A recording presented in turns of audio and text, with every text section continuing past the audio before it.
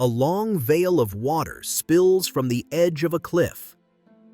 This is Victoria Falls, where the Zambezi River plummets into a basalt gorge between Zambia and Zimbabwe. They call it the smoke that thunders, and you can see why. Mist rises in columns. The roar fills the canyon below.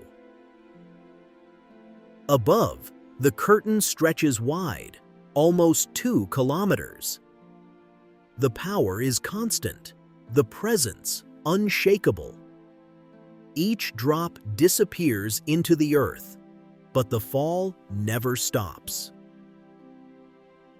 There is no stillness here, only motion, only sound, only wonder.